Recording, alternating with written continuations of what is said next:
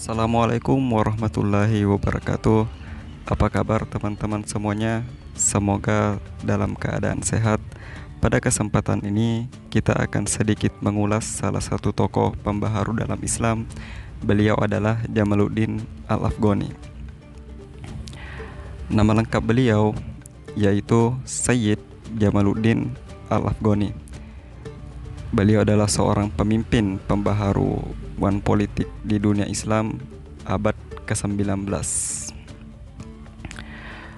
Gelar Sayyid yang disandangnya menunjukkan bahwa beliau berasal dari keturunan Husain Ali bin Abi Thalib. Sedangkan Al-Afghani adalah karena dia berasal dari Afghanistan.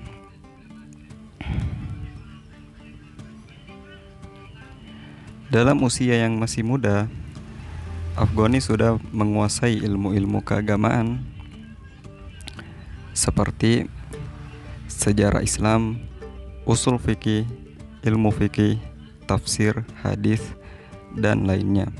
Selain itu, beliau juga menguasai beberapa bahasa seperti Afghanistan, Arab, Turki, Persia, Perancis, dan Rusia. Selanjutnya, kita beralih kepada beberapa gagasan Al-Afghani. Yang pertama mengenai kegelisahannya terhadap kemunduran umat Islam. Menurutnya, problem umat Islam secara internal. Yang pertama, umat Islam meninggalkan ajaran Islam yang sebenarnya, yang membuat Islam dipengaruhi sifat statis. Padahal sebenarnya Islam adalah agama yang sesuai untuk semua bangsa maupun zaman. Yang kedua, kelemahan dan kurangnya upaya untuk mencerdaskan umat, baik untuk menekuni dasar-dasar agama atau ilmu pengetahuan. Yang ketiga, pengaruh paham Jabariyah dan salah pengertian terhadap qada dan qadar sebagai fatalisme. Dan yang terakhir, lemahnya persaudaraan antar sesama muslim. Selain problem internal, umat Islam juga memiliki problem secara eksternal. Ada beberapa poin. Yang pertama adalah dunia barat, sekalipun mereka berbeda dalam keturunan, kebangsaan, tetapi apabila menghadapi dunia timur mereka selalu bersatu. Yang kedua, barat memandang negara Islam lemah, terbelakang, dan biadab. Mereka berusaha menghalangi kemajuan Islam. Dan yang ketiga, perasaan dan aspirasi umat Islam diejek dan difitnah oleh mereka. Istilah nasionalisme dan patriotisme di barat, di timur disebut sebagai fanatisme. Selain itu, beliau juga berbicara masalah takdir dan kebebasan manusia. Menurutnya, percaya kepada takdir adalah pengakuan adanya hukum sebab akibat, adanya persambungan dengan apa yang ada sekarang dengan yang akan datang. Manusia memiliki kebebasan untuk memilih keinginannya sendiri, tentu saja dengan tidak melupakan hubungan kebebasan pribadi itu dalam lingkungan kebebasan Allah Subhanahu wa Ta'ala. Dengan ungkapan lain, bahwa takdir kecil yang ada pada manusia tetap berada dalam lingkungan takdir besar pada Allah. Sebuah contoh, apabila seseorang akan dirampas harta bendanya secara paksa, maka ia tidak dengan serta merta begitu saja menyerahkannya karena sudah takdir, tetapi ia tetap akan berusaha untuk menyelamatkannya.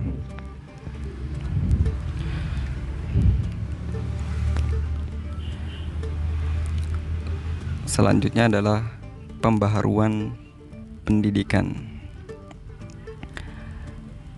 Tidak satupun dalam prinsip Islam bertentangan dengan sains ataupun akal.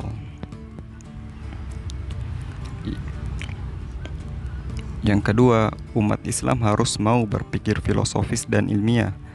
Kemajuan di barat disadari oleh Al-Afghani dikarenakan berkembangnya ilmu pengetahuan. Untuk itu, Al-Afghani mengajak umat Islam untuk belajar dari barat. Di samping itu, Al-Afghani juga mengkritik ulama yang membedakan ilmu kepada dua bagian, yaitu ilmu Islam, dan ilmu Barat. Dikarenakan alasan ini, maka ulama-ulama ada yang melarang mempelajari ilmu-ilmu yang datang dari Eropa. Menurut Al-Afghani, kedudukan ilmu tidak ada hubungannya dengan bangsa apapun. Kemudian masuk ke ide besar beliau, yaitu pan-Islamisme.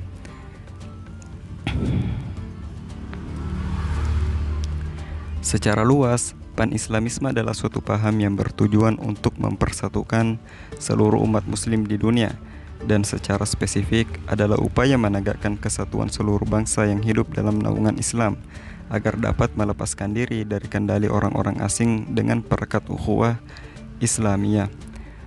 Bersatu bukan berarti leburnya kerajaan-kerajaan Islam menjadi satu, tapi mereka harus mempunyai satu pandangan hidup. Dalam pengertian yang luas, pan-Islamisme berarti solidaritas antara seluruh muslim di dunia internasional.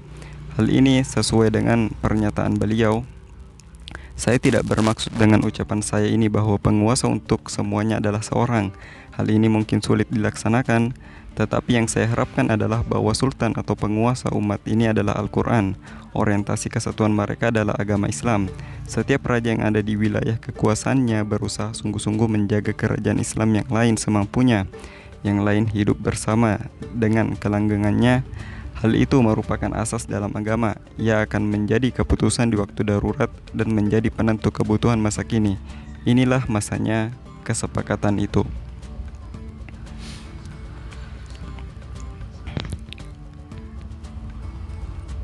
Kemudian langkah awal pan-Islamisme.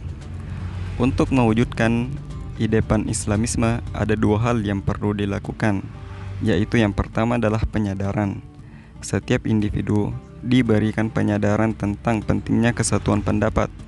Penyadaran ini dianggap berhasil jika setiap individu merasakan kesatuan itu sebagai suatu yang dibutuhkan. Yang kedua adalah motivasi. Jika penyadaran telah tertanam, akan terlihat pada mereka sebuah motivasi, cita-cita yang tinggi, kepribadian yang jelas, dorongan yang kuat, dan tekad yang bulat yang dibutuhkan bagi suatu kekuasaan. Selain pan-Islamisme, Al-Afghani juga memiliki gagasan politik yang lain. Menurut beliau, bentuk pemerintahan yang ideal adalah negara republik yang demokratis, di mana ada kebebasan mengeluarkan pendapat dan kewajiban kepala negara untuk tunduk kepada undang-undang dan bukan otokratis. Jadi seorang pemimpin tidak memiliki kendali penuh dalam menentukan kebijakan, melainkan ia tetap tunduk kepada undang-undang. Yang kedua, kepala negara harus mengadakan syuro dengan pemimpin-pemimpin masyarakat yang memiliki banyak pengalaman, karena pengetahuan manusia secara individu amat terbatas. Dan yang terakhir adalah quotes menarik dari Al-Afghani, "Leader is person who leads people by his action and practices, not by orders and views." Pemimpin adalah orang yang memimpin masyarakat melalui tindakan dan praktek nyata, bukan dengan melalui perintah dan pendapat-pendapat. Sekian ulasan mengenai Sayyid Jamaluddin Al-Afghani. Terima kasih.